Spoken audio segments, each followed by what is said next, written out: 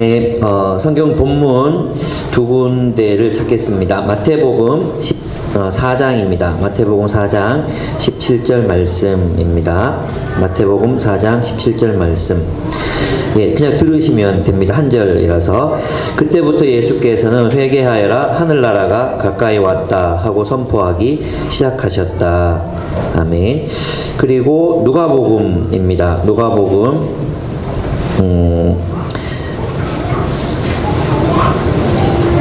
네, 누가복음 어디 갔죠? 네. 누가복음 4장 17절입니다. 누가복음 4장 17절. 네.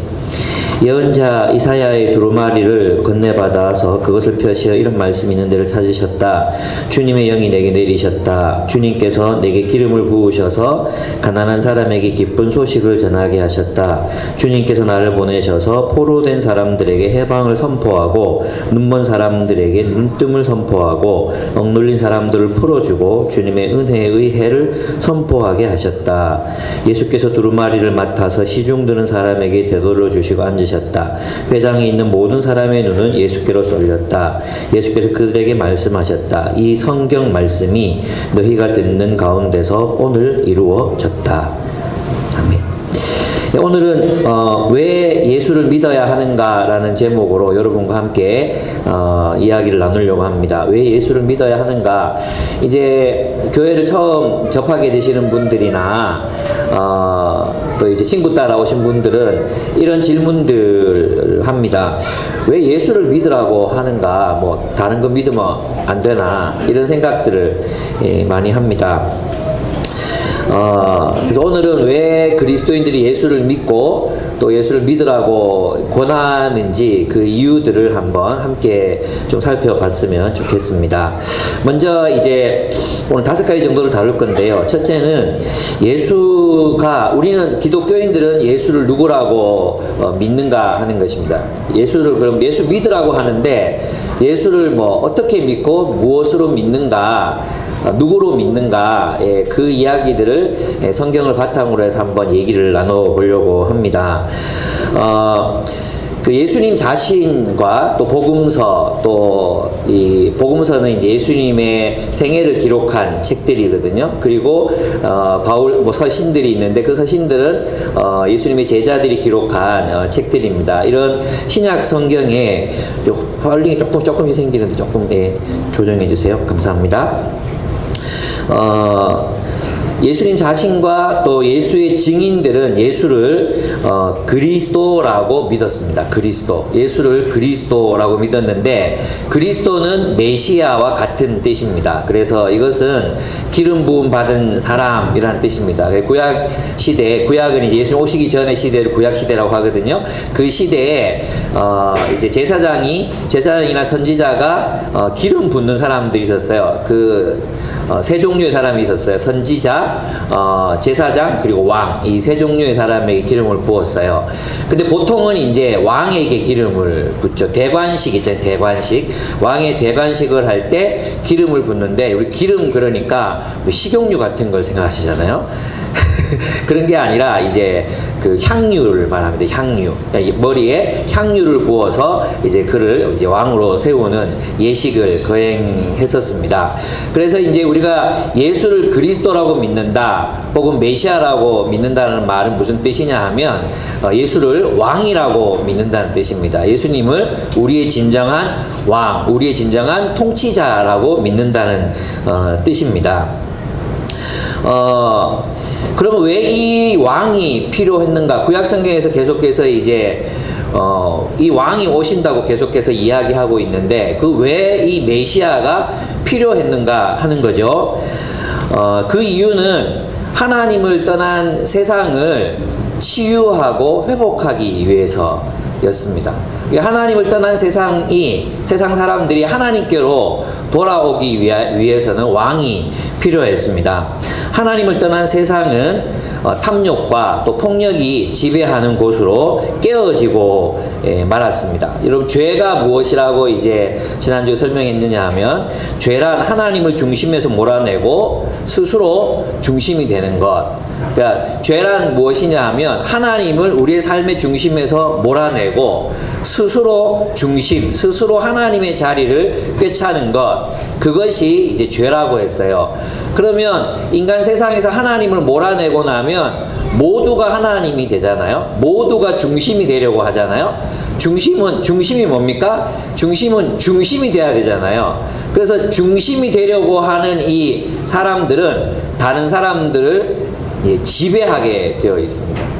지배하고 자신의 지배 안으로 들어오게 할. 그래서 이제 세상에 모두가 중심이 되려고 하는 사람들이, 그 중심이 되려고 하는 사람들의 탐욕이 서로 투쟁하면서 다른 사람들을 종으로 삼기 시작하는, 다른 사람들을 자신의 탐욕의 노예로 삼기 시작하는 일들이 세상에서 막 일어나게 된 것입니다.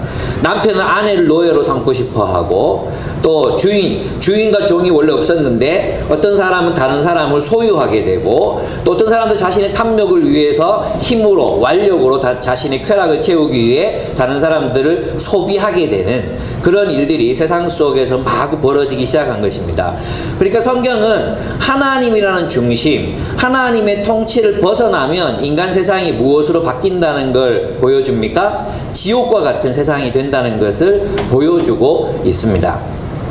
그래서 이제 아담의 타락 이후에 아담과 하와의 관계가 어떻게 서로 멀어지는지, 또 서로를 어떻게 지배하려고 하게 되는지, 또 어떻게 서로의 탐욕 때문에 자신의 탐욕을 이루기 위해서, 자신이 중심이 되기 위해서 다른 사람들을 자신의 지배하에 두려고 하는지, 그런 모습들이 창세기에 노아 홍수 때까지 계속해서 이어지고 있는 것입니다. 그러나 인간은 하나님 안에 있을 때만 가장 충만한 인생을 살아갈 수 있습니다. 인간이 스스로 중심이 되려 할 때는 탐욕의 노예가 되어버리고 말고, 그것은 도스토옙스키나 니체가 얘기했던 것처럼 인간이 하나님을 자신의 삶에서 몰아내고 나면 모든 것이 가능해진다라고 이야기했습니다. 그 모든 것에는 살인, 강간, 폭행, 착취, 학살, 이 모든 것들이 포함됩니다. 하나님이라는 중심, 하나님이라는 존재를 잃어버리면 우리는 비존재, 허무한 존재, 허무한 것을 위해 투쟁하면서 살아갈 수밖에 없는 존재로 전락하고 말고, 그런 인간들이 만들어가는 세상은 지옥과도 방불한 지금 우리가 살아가고 있는 이 세상과 이 세상의 모습이 바로 하나님을 떠난 모습이라는 것이죠.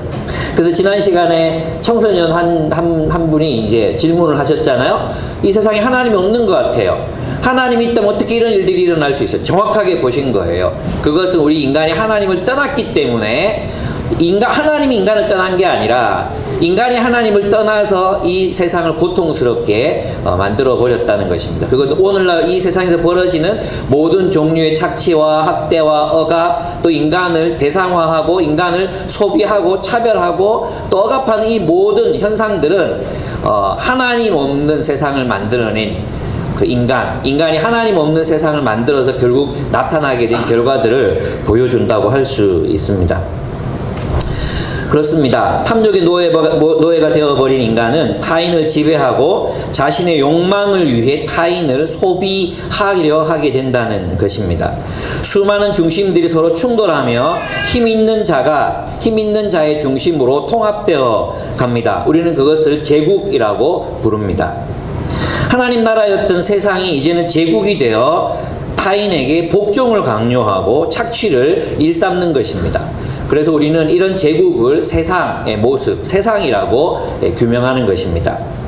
하나님을 떠난 사람들은 결국 자신의 삶의 주인이 되지 못하고 죄와 탐욕의 지배 아래 놓이게 되거나 탐욕의 화신된 우상의 지배, 제국의 지배 아래 놓이게 된다는 것입니다. 로마서 1장 28절은 하나님을 떠난 사람들이 사는 세상, 하나님을 떠난 사람들이 살아가는 심판받은 세상의 모습이 어떠한가를 보여주고 있습니다. 사람들이 하나님을 인정하기를 싫어하므로 하나님은 사람들을 타락한 마음자리에 내버려 두셔서 해서는 안 될 일을 하도록 놓아두셨습니다. 사람들은 온갖 불의와 악행과 탐욕과 악의로 가득 차 있으며 시기와 살이와 분쟁과 사기와 저기로 가득 차 있으며 수군거리는 자요, 중상하는 자요, 하나님을 미워하는 자요, 불손한 자요, 오만한 자요, 자랑하는 자요, 악을 꾸미는 자요, 부모를 거역하는 자요, 우매한 자요, 신의가 없는 자요, 무정한 자요, 무자비한 자입니다. 이것이 바로 하나님을 떠난 인간들이 만들어가는 세상의 모습이고 그 세상을 살아가는 사람들의 일상인 것이죠. 그렇습니다. 그러면 어떤 사람들이 불의, 악행, 탐욕, 악의, 시기, 시리, 분노, 분쟁, 사기, 저기, 수군거림, 중상, 하나님 미워하고 불손하고 오만하고 자랑 이러한 사람들이 살아가는 세상에 남는 것이 무엇이겠습니까? 이러한 세상이 사람들에게 남기는 것이 무엇이겠습니까? 우리도 그 세상의 일부가 되어 있고 우리도 그러한 세상을 살아가면서 남기게 되는 게 뭐겠어요? 바로 상처입니다. 상처. 이런 세상을 살아가면서 인간은 상처받지 않을 수 없는 것입니다. 피 흘리지 않을 수 없습니다. 내가 믿었던 사람들이 나를 중상하고 있고 누군가가 나의 것을 빼앗아가고 또 누군가가 나를 지배하고 이러한 세상 속에서 우리는 상처받은 존재로 살아갈 수밖에 없고 우리는 모든 좋은 것으로부터 하나님으로부터 좋은 것으로부터 우리는 소외를 경험하면서 살아갈 수밖에 없다는 것입니다. 그래서 우리가 세상을 살아가면서 왠지 버림받았다는 느낌이 드는 이유는 바로 이것 때문입니다. 하나님이란 중심을 잃어버렸기 때문입니다. 우리가 어떤 모임에 가더라도 내가 여기에 속해 있지 못하다고 느끼는 이유, 어디 가더라도 나는 여기 깊숙이 내가 속해 있지 못하구나, 속하려고 노력하는 애씀은 있지만 깊은 일체감을 느끼지 못하고 나는 홀로일 수밖에 없구나, 외로울 수밖에 없는 이유, 그것이 바로 우리가 중심 되신 하나님을 떠났기 때문이라는 것입니다. 이런 세상을 살아가기 때문에 우리는 상처와 소외 가운데 살아갈 수밖에 없고 상처받은 인간은 분노하게 되어 있습니다. 여러분, 개가 상처를 받아서 막 이렇게 주인한테 버림받고 굶고 막 그랬던 개 잡으러 다니는 사람 있잖아요. 그 개를 발견하면 개가 어떻게 합니까? 구출해 줄게, 이리 나와. 그러면 그 개가 막 꼬리 흔들면서 기다렸어요. 막 이렇게 막 행복한 모습으로 나오지 않습니다. 으아, 나 건들지 마. 그죠? 나 건들지 마. 으아, 막 물려고 하고 막, 그죠? 그렇게 합니다. 그러다가 정말 그 사람이 자기를 사랑한다는 것, 해야 할 의지가 없다는 걸 오랜 시간 동안 확인하고 나서야 긴장을 풉니다. 마치 우리의 모습이 그런 모습으로 세상을 살아가고 있습니다. 모든 사람이 내 적인 것처럼, 모든 사람들이 나를 좋아하지 않는 것처럼, 모든 사람들에 대해서 우리는 불만과 불신과 분노를 가지고 상처 입은 마음으로 세상을 살아가고 있다는 것입니다. 왜 그렇습니까?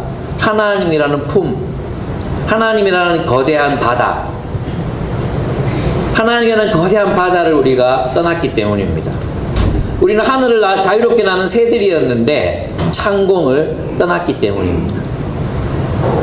우리는 하나님이라는 거대한 대지를 떠났기 때문에 우리는 소외되고 상처받고 굶주린 채로, 갈증을 느끼는 채로, 뭔가 목마른 채로, 주변에 사람들이 있어도 여전히 외롭고, 주변에 누군가 나를 사랑한다고 말해도 나는 여전히 고독한 채로, 그리고 무언가를 계속 갈망하며 뛰어다니고 뭔가를 찾기 위해서 애쓰는 그런 존재로 우리는 남게 되었다는 것입니다.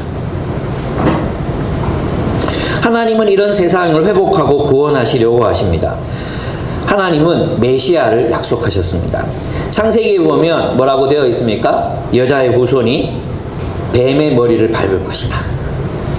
뱀, 그래서 사탄, 이 세상의 악의 근원을 의미합니다.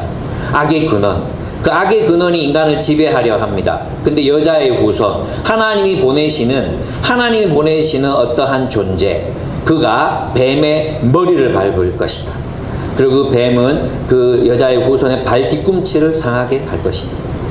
하나님이 메시아를 보내시겠다고 아담이 타락한 이후부터 말씀하셨습니다. 출애굽기에서 모세는 드디어 이제 그가 누구인가, 뱀의 머리를 짓밟고 깨뜨려 부서뜨릴 그 존재, 이 세상의 악의 근원을 짓밟아버릴 그런 존재가 누구인가를 밝힙니다. 모세가 유언을 하면서 뭐라고 말합니까?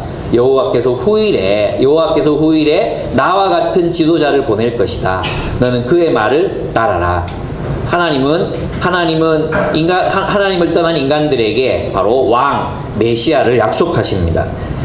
다윗과 같은 왕, 다윗에게 하나님께서 말씀하신 게 뭡니까? 너와 같은 왕을 내가 보낼 것이다. 다윗의 후손으로 오시는 이 왕을 보낼 것이다. 이사야는 한 아기를 너희에게 보낼 것이다. 그 아기는 왕이 되어 이 세상의 정의와 공의를 실현하게 될 것이다.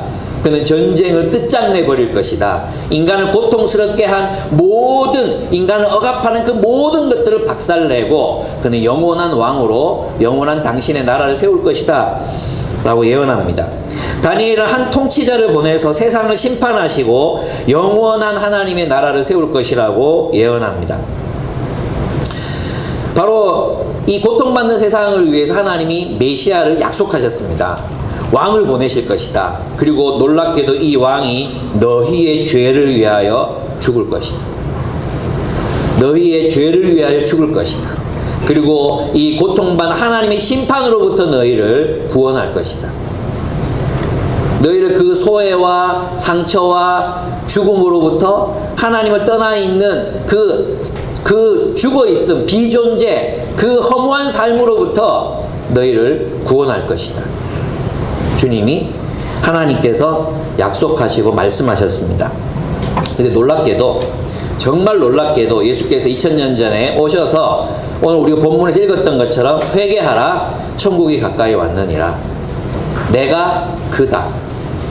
이사야서에서 예언했던 그 가난한 자, 포로된 자, 눈먼 자, 눌린 자를 해방할 자가 바로 나다. 이 글이 오늘날 너희에게 응답되었다. 내가 그다. 담대하게 자신이 메시아이심을 알리십니다. 그리스도인들은 바로 예수가 하나님 나라를 세워 온 세상에 하나님의 정의와 공의를 실현하시는 분이신 것을 믿습니다. 그래서 예수가 누구라고 믿느냐고, 여러분 예수님이 누구라고 믿으십니까? 예수는 메시아이십니다. 예수는 그리스도이십니다. 그래서 요한복음에서는 예수가 메시아이심을, 예수가 그리스도이심을 믿는 자에게 영생을 주신다고 약속하셨던 것입니다. 그러면 그 예수께서, 그럼 이제 진짜 예수가 메시아인가? 요건 조금 이따가 다루겠습니다. 그럼 예수님은 무엇을 가르치셨는가 하는 것입니다. 예수님은 이 땅에 오셔서 무엇을 가르치셨습니까? 예수님께서 친히 말씀하셨죠. 내가 이 천국 복음을 온 땅에, 온 세상에 전파하여야 하겠다. 그죠? 천국을 가르치셨어요. 천국. 하나님의 나라, 하나님 나라의 삶이 어떠한가를 가르치셨어요. 누가복음에서는 하나님 나라의 복음을 전파하게 하시려고 나를 보내셨다 그랬어요. 그죠? 그러니까 예수님이 가르치셨던 것이 뭐죠? 하나님 나라 백성들은 이렇게 살아야 한다. 왜 그를 가르치셨을까요? 그 가르침을 따라 하나님 나라가 세워져야 하기 때문에 예수님이 하나님의 나라를 가르치셨던 것입니다. 예수님은 회개하라, 하나님 나라가 가까이 왔다고 선포하셨습니다. 예수님은 하나님 나라의 복음을 전파하셨습니다. 그리고 사도행전 1장 3절에 보면은 죽으시고 부활하신 이후 40일간을 이 땅에 머무시며 하나님의 나라를 가르치셨습니다. 하나님의 나라, 너희가 이제 내가 떠나고 나면 이 하나님의 나라를 세상 속에 세워가야 할 건데 그 하나님의 나라는 어떠한 나라가 되어야 할 것인가를 가르쳤습니다. 예수님이 가르치신 하나님의 나라는 예수님의 계명을 따라 서로 사랑하는 나라입니다. 이 세상은 탐욕과 폭력으로 물들어 있습니다. 다른 사람들을 소비하고 억압하고 그리고 그것 때문에 서로 상처받고 반목하고 용서하지 못하고 질시하고 그래서 모두가 모두의 적이 된 그런 세상에 출현해 있습니다. 여러분 세상에서 제일 어려운 게 뭔지 아십니까? 예수님께서 가르치신 계명은 바로 자신이 우리를 사랑하신 것처럼 우리가 서로를 사랑하는 것입니다. 서로 돌보고 서로의 소유를 나누어 가난한 사람이 없는 나라. 높은 사람이 낮은 자를 섬기는 나라.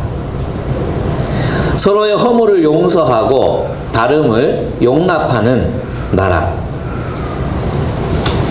위선과 과장의 가면을 쓰지 않아도 그리고 있는 모습 그대로의 나를 보여주어도 벌거벗어도 괜찮은 나라. 어린이들이 존중받고 여성들이 리더가 될 수 있는 나라. 부자들이 탐욕으로부터 해방을 받고 가난한 자들이 빈곤으로부터 자유로워지는 나라. 가난한 자가 땅을 돌려받고 포로된 자가 풀려나고 감옥에 갇힌 자들이 해방을 얻고 진리의 눈먼 자들이 눈을 떠 진리를 바라보게 되는 나라. 예수님은 그런 나라를 가르치셨습니다. 그게 뭡니까? 산상수훈입니다. 산상수훈. 그리고 요한복음 15장에서 17장에 나타나 있는 사랑의 계명입니다.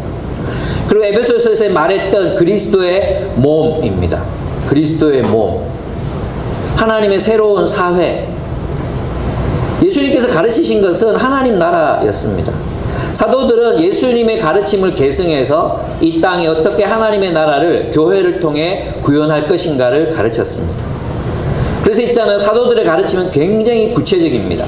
빌립보서에 보면은 너희 두 여자 리더들이 싸우고 있는데 요디아와 순두개에게 권하노니 너희는 서로 화목하라. 하나가 되라. 표적설교죠. 표적설교. 이름 대놓고 너희 둘이 싸우지 말고 하나가 되라. 이렇게 가르치고 계십니다. 왜 그렇습니까? 교회가 하나님의 통치를 실현해야 하기 때문입니다. 예수님이 뭘 가르치셨다고요? 하나님의 나라를 가르치셨습니다. 이 땅에서 어떻게 하나님 나라를 살아갈 수 있는가를 가르치셨습니다. 그리고 용서하라. 주님이 우리에게 기도를 가르치셨잖아요. 그 기도 가운데 무엇이 포함되어 있습니까? 우리가 우리 죄를 사하여 준 것 같이 우리의 죄를 사하여 주옵시고 용서하라. 보복 원한에 사무치지 말고 그 보복의 감옥에 갇히지 말고 용서하라 가르치셨습니다. 친히 십자가를 지시고 자신을 십자가에 못 박는 자들을 용서하셨습니다.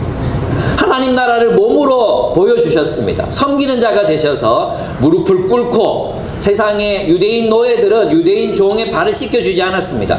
이방인 노예들이나 전쟁 포로로 잡혀온 이들이나 주인의 발을 씻겼지 유대인 노예들은 유대인 주인의 발을 씻기는 모욕스러운 행위를 하지 않았습니다.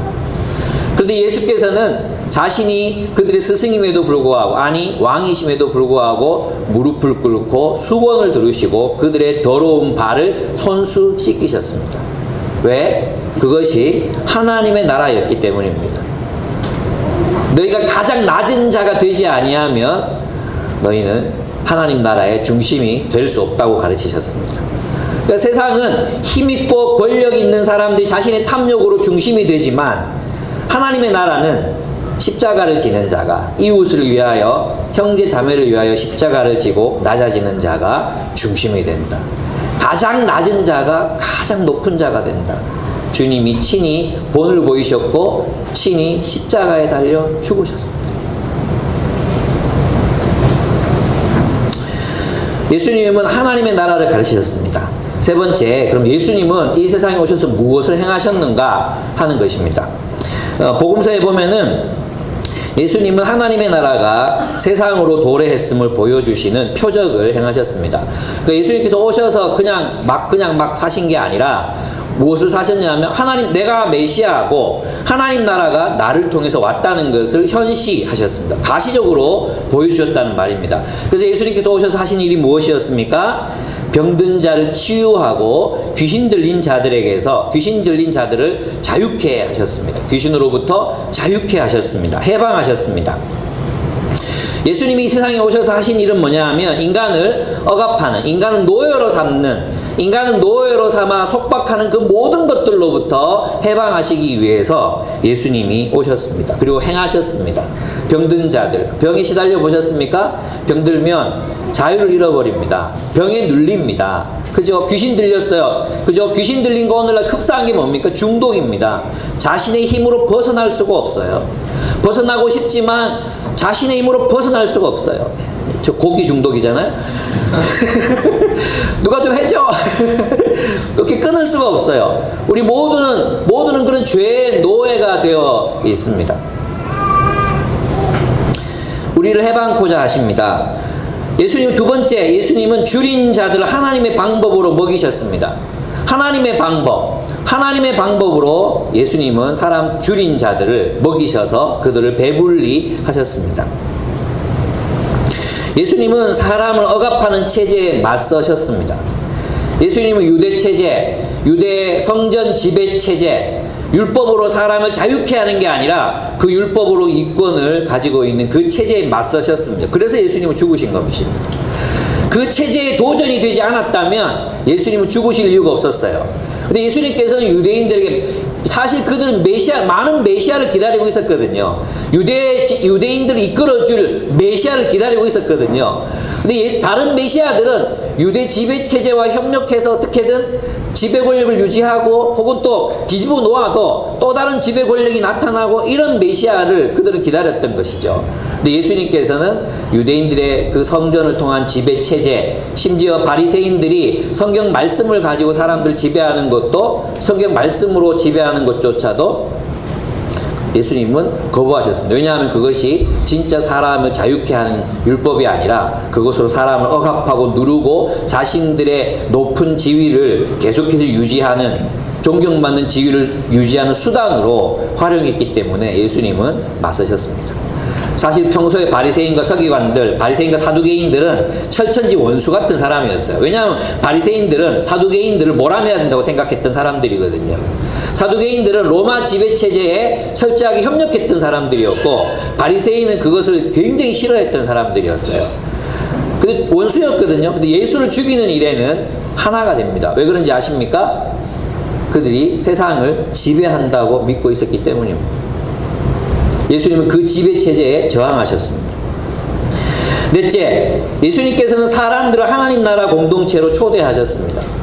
예수님께서 하신 일은 무엇이었습니까? 가난한 사람들, 절름발이, 그리고 눈먼 자, 문둥병자 다 데리고 와라. 내가 유대인들 초대했지만 아무도 오지 않았다.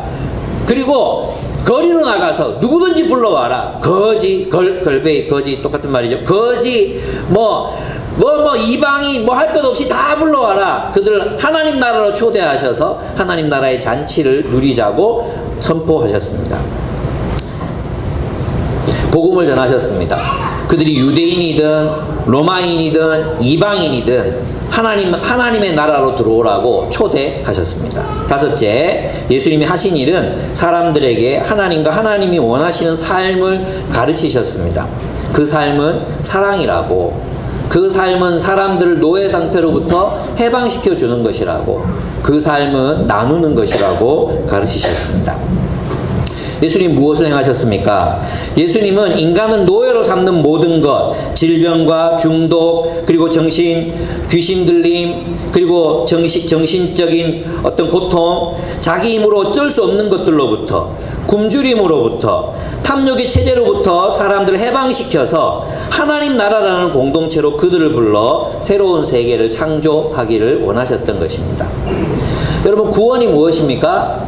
구원은 바로 인간의 탐욕과 스스로 중심이 되려고 하는 세상으로부터 우리를 뭐뭐로부터 어디로, 여러분 있잖아요. 구원이 뭐죠? 구원은 어디로부터 어디로 구원하는 거예요. 만약에 누군가가 어떤 사람을 감옥으로부터 해방시켜서 무인도로 무인도로 풀어놨다고 생각해봐요. 무인도에 물도 없고 아무것도 없는 무인도, 해방이다 하고 나갔는데 무인도야. 그게 해방입니까? 해방이라고 생각합니까?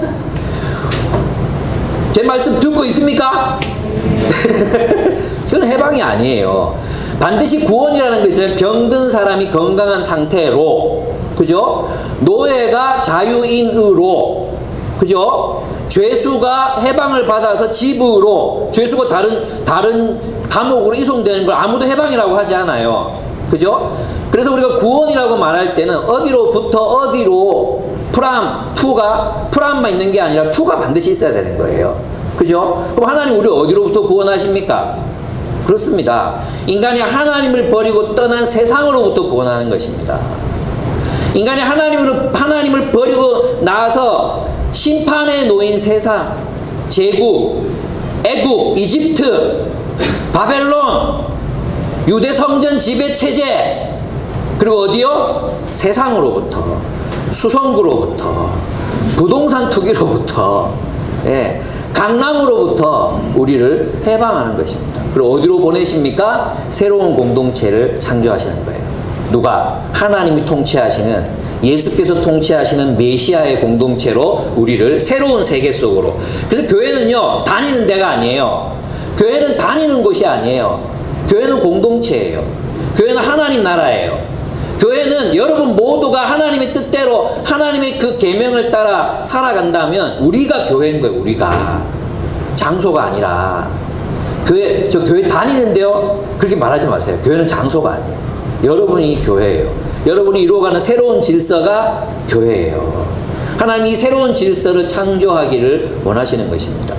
그래서 있잖아요, 기독교 신앙은 반드시 저항과 창조라는, 저항, 무엇에 대한 저항, 세상에 대한 저항, 탐욕의 세상에 대한 저항, 이 저항 그러니까 굉장히 여러분 마음에 거부감이 있을 수도 있어요. 이걸 성경은 뭐라 그러죠? 이 저항을 성경적인 용어로 뭐라 그럽니까?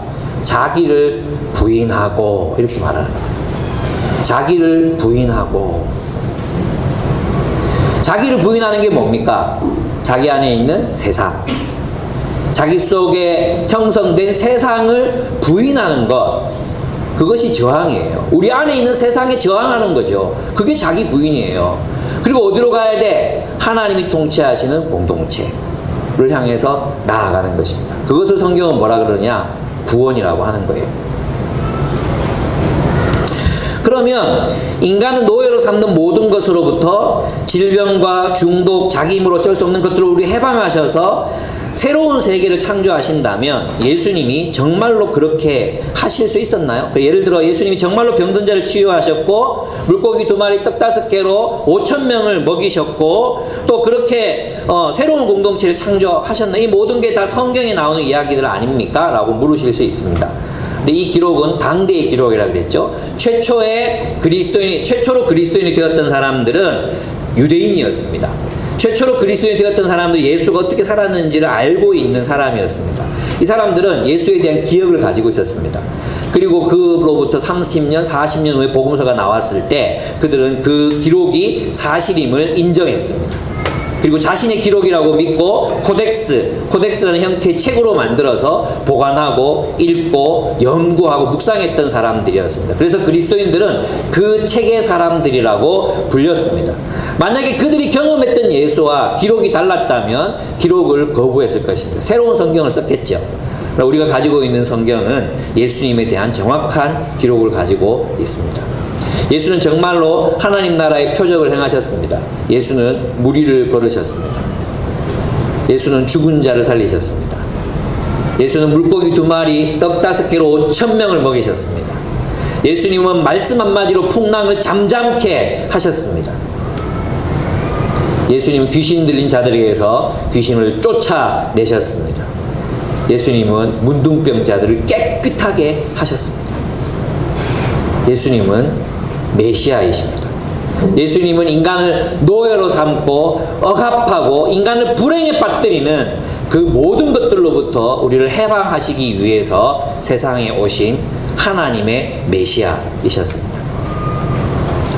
그런데 이제 정말 중심으로, 이제 복음의 중심으로 나아가려고 합니다. 예수가 우리를 위해 죽었다는데 왜 죽어야 했습니까? 그냥 하나님 나라로 들어와서 잘 살라고 하면 안 됩니까? 그죠? 하나님 나라, 이렇게 하나님 통치를 따라 잘 살면 되는데 왜 예수 굳이 십자가에서 죽어야 했습니까? 하는 것입니다. 여러분, 하나님은 온 우주의 통치자이십니다. 그러므로 이 사람들이 저지르는 죄에 대해서 눈 감아 주실 수 없는 분이세요. 그죠? 사람들이 저지르는 죄, 하나님에 대한 죄. 여러분 있잖아요. 우리는 이렇게 생각하잖아요. 뭐 누군가한테 잘못했으면 가서 용서를 빌면 되잖아, 그죠? 가서 누가 잘못했어, 내가 그 사람한테 죄를 지었어. 그럼 되게 쉽게 생각해요. 용서라는 걸. 그러면 끝난다고 생각해요. 배상하고, 그죠? 배상이라 그랬죠? 20% 더, 원래 율법에 보면은 내가 누구 거 뺏었어, 훔쳤어, 모른 척 했어. 그럼 20% 더 해가지고 갚아야 되거든요. 때로는 이제 어떤 경우는 4배를 갚아야 돼요, 4배. 뭐 이렇게 갚아야 되거든요. 그렇게 하면 끝난 거잖아요? 근데 경제적인 범죄들은 그렇게 돼요. 그죠? 근데 여러분, 그 이지선 씨가 당했던 것처럼 음주운전자가 내 차 뒷god문을 확 박아가지고 차가 불이 났어요. 내가 홀라당 타버렸어요. 운전사가 세상에 억만금을 가지고 와서 내가 잘못했다, 용서해도 용서해 줄 수 있어요. 근데 뭐가 남아요? 잔재, 내 마음의 상처, 내 외모. 어떻게 되죠? 이거 누가 용서합니까? 하나님이 사랑하시는 한 자녀의 모습을 완전히 망가뜨려 놨어요. 그건 누가 용서합니까? 하나님의 마음을 아프게 한 것, 그것은 누가 용서합니까? 여러분 있잖아요. 배상한다고 해서 끝나는 게 아니에요. 배상한다고 해서 용서의 과정이 끝나는 게 아니에요. 예. 그리고 배상한다고 해서 새로운 질서가 생겨나는 것도 아니에요. 어떤 새로운 삶이 그 배상을 통해서 생겨나는 것도 아니에요. 그래서 용서는 사람들의 과오를 씻을 뿐만 아니라 그 새로운 삶을 창조해낼 수 있어야 진정한 용서가 되는 거예요. 예를 들면 내가 용서했다, 그리고 계속해서 원수로 살아. 그냥 내가 너 용서했어, 얼굴은 봐줄게, 그러나 니랑 절대로 말 안 해, 이 나쁜 새끼야, 이러면서 이제 우리가 살아가잖아요. 그걸 우리가 진정한 의미에서 용서라고 할 수, 용서는 새로운 질서를 창조하는 거 말하는 거거든요. 물론 이제 우리가 한계가 있어요, 그죠? 그래서 모든 사람과 다 화목할 수 있거든. 모든 사람과 다 화목할 수 없는 인간의 한계를 주님이 또 아셨어요. 그게 또 하나님의 은혜이기도 합니다. 예수님이 왜 우리를 위해 죽으셔야 했는가? 첫째는 속죄 죄물이 되기 위해서였습니다. 우리 배상의 차원에서 끝나지 않는 죄가 여전히 우리에게 남아있고, 우리가 누군가에게 뭐 좀 잘해준다고 해서, 다시 말해서 공을 쌓는다고 해서, 덕을 쌓는다고 해서 내 죄가 용서되는 게 아니라는 것입니다. 그것은 하나님 편에서 처리해야 되는 게 있어요. 하나님의 편에서 처리해야 되고 하나님의 생명이 주어져야 되는 게 있어요. 그래서 예수님 속죄제물 되셨다는 건 뭐냐 하면, 이것은 출애굽기를 여러분 생각하시면 돼요. 출애굽기에서 예수님이 하나님이 이스라엘 백성들을 출애굽시켰잖아요. 해방시켰잖아요. 그럴 때 뭐라 그랬어요? 내가 너희를 속량했고라는 단어를 쓰거든요. 이 속량이라는 단어가 속죄했다는 단어와 똑같은 단어예요.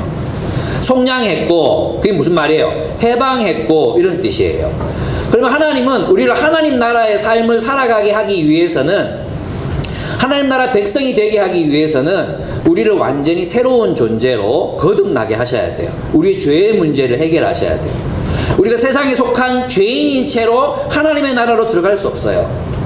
우리가 세상에 속한 채로 그저 인간을 개선하고 노력하고 도덕적으로 살고 윤리적으로 산다고 하나님 나라로 들어갈 수 있는 게 아니에요. 하나님께 용서받아야 돼요. 왜? 우리가 이 세상을 엉망으로 만들어 놨거든. 하나님이 사랑하시는 사람들을, 우리 서로의 죄가, 서로 중심이 되겠다고 하는 우리 서로의 죄가 서로를 망가뜨려 놓고 하나님의 마음을 아프게 했거든. 하나님께 용서를 받아야 되는 거예요. 예. 우리 딸내미가 2달 동안의 가출을 끝내고 집으로 돌아왔습니다. 물론 허가받은 가출이었습니다. 그래, 너 자신을 발견해라. 저는 환영했습니다. 근데 떠나기 전에 저한테 막 했던 거 있었거든요. 저의 존재를 부인하는 막 그런 이야기들을 막 했었거든요. 담대하게 했었어요. 내가 들어왔어요. 그럼 기뻐야 되잖아요. 왔구나. 막 눈물 날 줄 알았거든요. 저는 미운 거예요.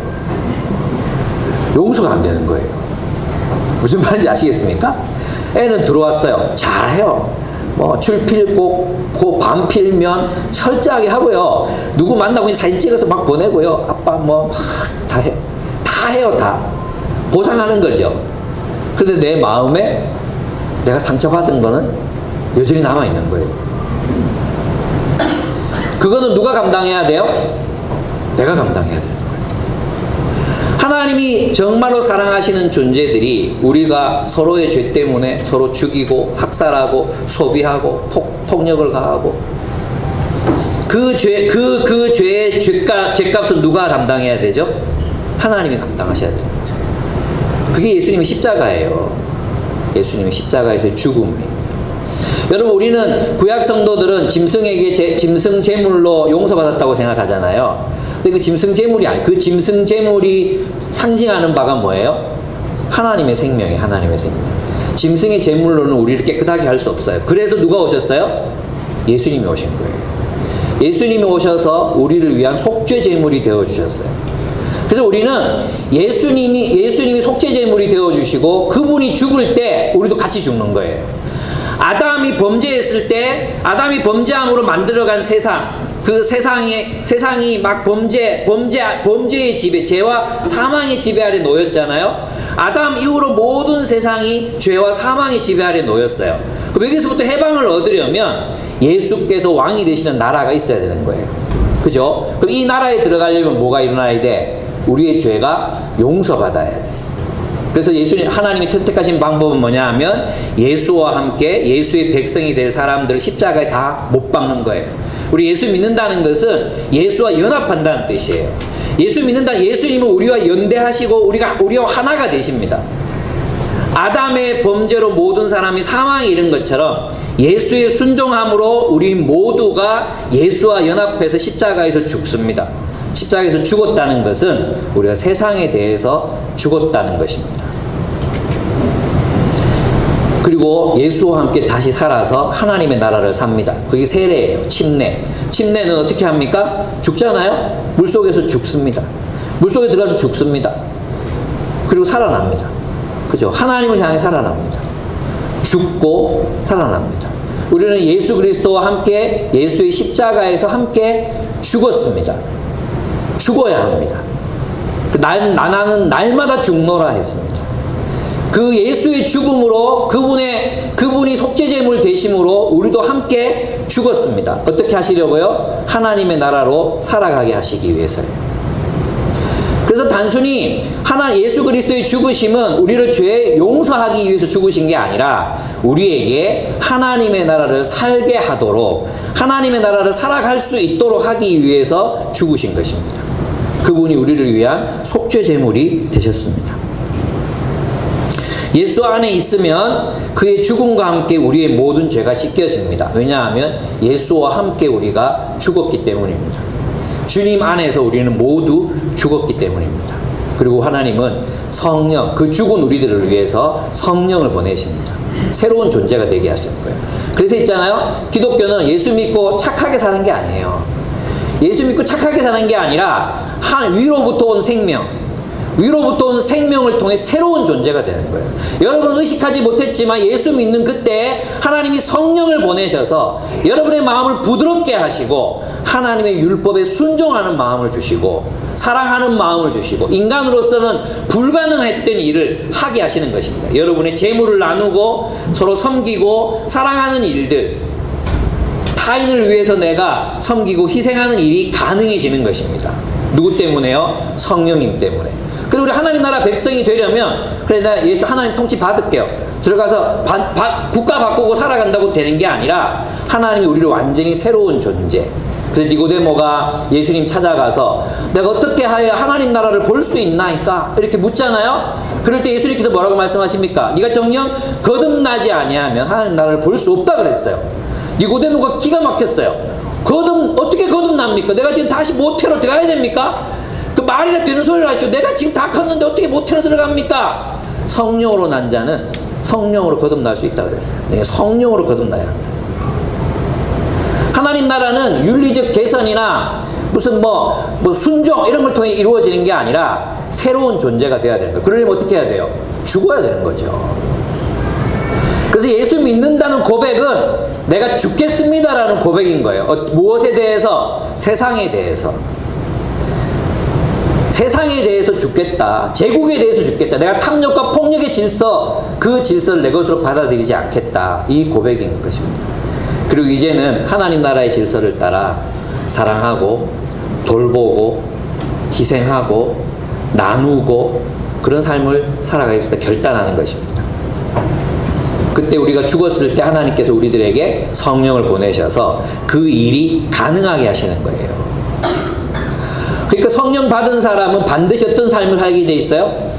새로운 삶을 살게 돼 있어요. 네. 새로운 삶을 살게 돼 있어요. 그래서 우리가 우리의 구원을 어떻게 확신할 수 있냐고요? 내 안에 믿음이 있잖아요. 믿음뿐만 아니라 내가 자꾸 달라지는 거야. 사람들 보면 이제 막 비실비실 웃게 되고 사랑하게 되고 뭐라도 돕고 싶고 이런 마음이 막 생기는 거예요. 이건 누가 주는 마음이에요? 이건 제정신이 아닌 거죠. 이것은 성령이 그렇게 하시는 거죠. 성령이. 그죠? 그러니까 여러분 우리가 성령 받았으면 반드시 열매를 맺게 돼 있잖아요. 어떤 열매를 맺게 돼 있습니까? 사랑, 희락, 화평, 자비, 오래 참음, 양선, 충성, 온유, 절제 다 외웠다. 오케이. 그 열매들이 우리의 개인적인 삶뿐만 아니라 우리 공동체 안에서 열매 맺게 돼 있어요.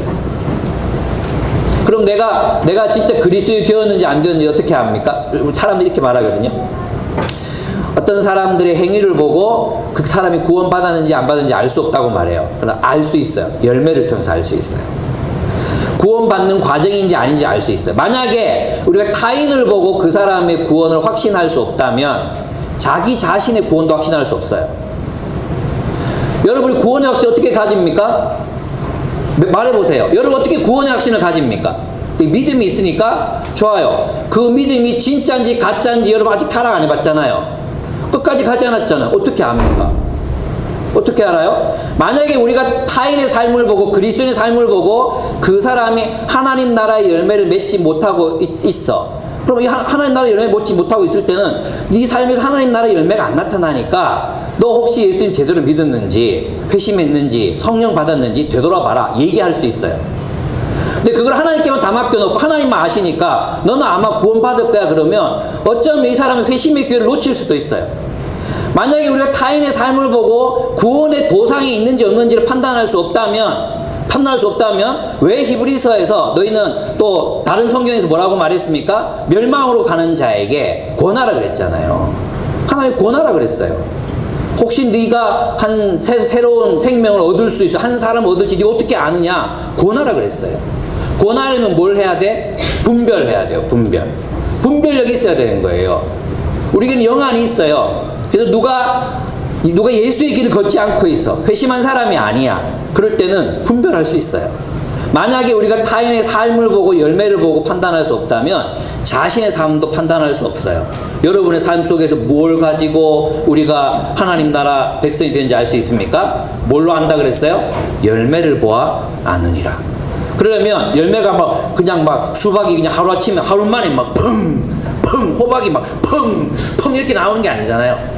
꽃이 떨어지고 뭐 열매 같지도 않은 게 나타났다가 그죠? 자 우리 상태에서 열매 같지도 않은 열매 그런 게 나타났다가 이제 남쪽 이웃 사랑해 볼까 하는 마음 주시고 점점 성장하고 자라는 걸 통해서 알 수 있는 것입니다.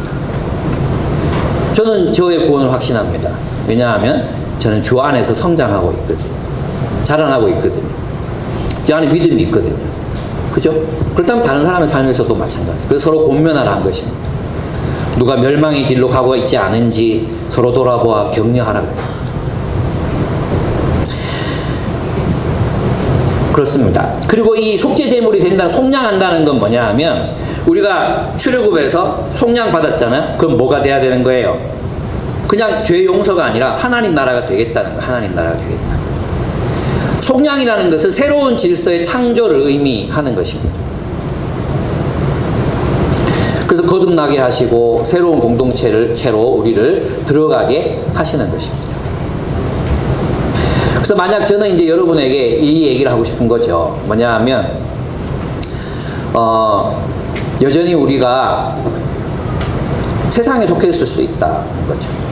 아직까지 하나님 알지 못하는 사람들에게 이제 말씀드리고 싶은 건 뭐냐 하면 세상이 결코 우리를 행복하게 만들지 못한다.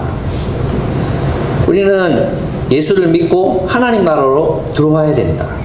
예수 믿기로 막 이렇게 예수 믿을까 말까 고민하는 사람들이 있다면 예수 믿는다는 게 뭔지를 알아야 돼.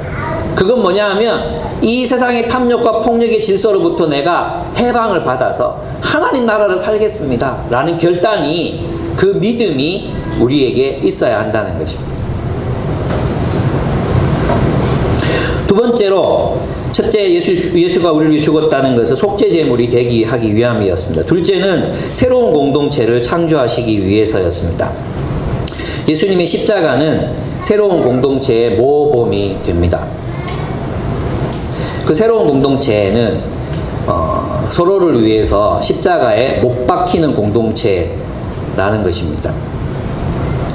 십자가는 그래서 있잖아요. 부활의 질서를 상징합니다. 십자가와 부활은 떨어져 있는 게 아닙니다.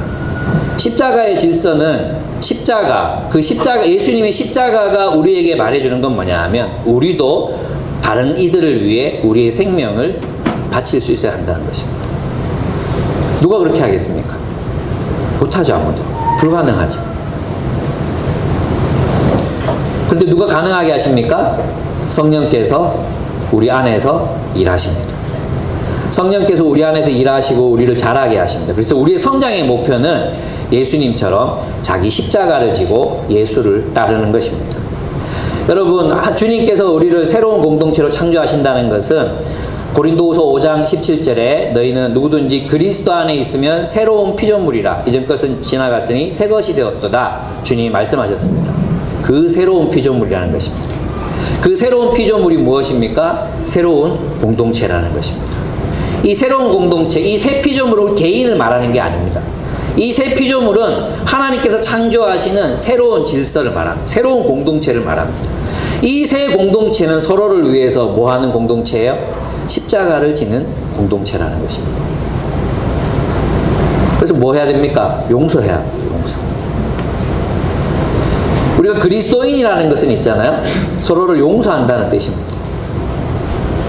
서로를 용서하겠습니다. 내가 나를 비용서의 감옥으로부터 내가 나를 해방시키겠습니다. 용서하겠습니다. 그리고 그 악의 고리, 보복하고자 하는 그 악의 악순환을 끊어버리는 것을 말하는 것입니다. 그리스도인은 용서하는 사람입니다. 그러므로 악이 악을 재생산하는 그 연결고리를 끊어버리는 사람들이 바로 그리스도인들입니다. 그래서 아미시 공동체에서 사람들이 이렇게 한 청년에게 막 총으로 다 아이들이 죽고 그랬을 때도 그들은 그를 용서했을 뿐만 아니라 자신들에게 들어오는 성금과 돈들을 그 가해자 가족을 위해서 다 내어놓았습니다. 그리고 그 청년의 무덤을 자기 딸들의 무덤과 같은 곳에 묻히게 했습니다. 그게 기독교인의 삶의 방식입니다. 하나님은 예수님이 왜 십자가에서 죽으셨는가? 그것은 하나님의 새로운 피조물이 세상 속으로 나타나게 하기 위해서였다는 것입니다.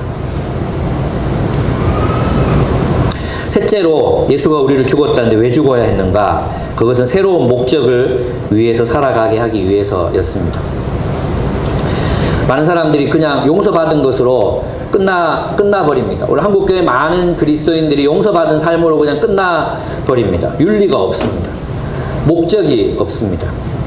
근데 하나님께서는 분명히 이사야를 통해서도 말씀하셨잖아요. 내가 너희로 하여금 이방의 정의와 공의를 세우는 민족이 되게 하겠다. 너희로 하여금 상한 갈대를 꺾지 않고 꺼져가는 심지를 끄지 않는 그런 이방의 정의를 실현하는 그런 공동체로 세우겠다. 주님이 말씀하셨거든요. 그래서 우리도 그렇게 살아야 합니다. 그것을 위해서 주님이 죽으셨습니다. 주님이 죽으신 이유는 바로 우리의 새로운 삶을 위해서입니다. 성경은 그것을 구원이라고 말합니다. 여러분, 삶의 의미, 삶의 목적이 없는 인생은 사실은 심판받을 인생입니다. 그것은 허무할 뿐이거든요. 우리는 그리스도 안에서 새로운 목적을 위해서 살아갑니다. 그것은 세상에 사랑을 베푸는 일입니다. 저는 이제 이런 얘기가 참, 이런 얘기를 한 번씩 들어요. 저도 바빠 죽겠어요. 저도 시간 없고 힘들고 어려워요. 근데 지금 21세기를 사는 사람들 다 그렇거든요. 그리스도인만 이 세상을 살아가는 게 힘든 게 아니고 불신자들도 어려워요. 힘들고 어렵고 다 그래요. 그죠? 하나님이 그런 우리들에게 세상의 사랑을 베풀라고 말씀하고 계십니다. 그죠? 그리고 우리가 구체적으로 예수님이 하셨던 것처럼 가난한 자, 포로된 자, 눌린 자, 눈먼 자들을 찾아야 되지 않겠습니까? 찾아서 사랑해야 되지 않겠습니까? 그게 우리가 할 일이 아니겠습니까? 그 새로운 목적으로 하나님 우리를 부르십니다. 그러면 예수가 메시아시라는 것을 어떻게 알 수 있습니까? 그것은 예수님이 부활하셨기 때문입니다. 하나님이 의인인 예수를 다시 살리시고 하나님의 정의와 사랑의 통치를 실현하기 위해서 일하고 계시다는 사실을 보여주셨습니다. 예수가 부활하셨습니다. 예수가 부활하신 것은 하나님이 그를 다시 살리셨기 때문입니다. 하나님이 그를 다시 살리셨다는 것은 하나님께서 일하고 계시다는 뜻입니다. 하나님께서 일하신다는 것은 이 땅에 하나님의 정의와 공의가 반드시 실현되는 그날, 새 하늘과 새 땅이 이루어지는 그날까지 그 예수께서 우리와 함께 일하실 것이라는 것을 의미합니다. 언젠가 이 세상은 하나님의 정의와 공의로 가득한 세상이 될 것입니다. 예수님의 부활을 보고 우리는 그것을 믿을 수 있습니다. 그래서 그리스도인이 된다는 것은 예수를 믿어야 합니다. 왜 예수를 믿어야 하는가? 예수께서 진정한 소망이 되시기 때문입니다. 우리에게 진짜 삶을 선물하시기 때문이고 이 세상을 위한 유일한 희망이고 유일한 복음이시기 때문입니다. 예수 믿고 계십니까? 여러분 다 예수 믿고 있습니다. 지금 예수 믿고 있는데 제가 한번 제대로 믿고 있는가, 제대로 따르고 있는가 여러분과 한번 얘기 나누고 싶은 거예요. 우리의 삶의 양식은 십자가입니까? 예수님의 십자가처럼 십자가를 지고 따르는 삶을 우리가 살아가고 있습니까? 그 십자가를 지신 예수님의 삶이 우리의 제자도의 핵심인데 우리는 정말 예수의 제자가 돼서 십자가를 따르고 있습니까? 아니면 그냥 세상 속에서 그냥 지배하고 이용하고 소비하고 중심이 되려고 하고 똑같이 그렇게 살고 있지는 않습니까? 십자가를 진다는 것은 하나님 앞에 철저하게 순종하는 자로 살겠습니다. 타인을 위하여 살아가겠습니다. 이런 결단이잖아요. 그게 불가능해요. 그러면 이제 우리 하나님께 하나님 정말 제가 이기적입니다. 저를 도와주십시오. 내가 주를 따라 주의 십자가를 지고 따라가는 제자가 되게 해주십시오. 제자의 삶을 살아갈 수 있게 해주십시오. 기도하고 열심으로 살아가서 우리 교회가 이 하나님 나라의 공동체들이 예수 그리스도의 십자가를 따라 살아가는 그런 공동체가 되도록 서로 세우고 사랑하고 그렇게 살아가는 삶이 그리스도인의 삶입니다. 멋있지 않습니까? 그렇게 살고 싶지 않습니까? 여러분 선택하셨으면 좋겠습니다. 함께 기도하겠습니다.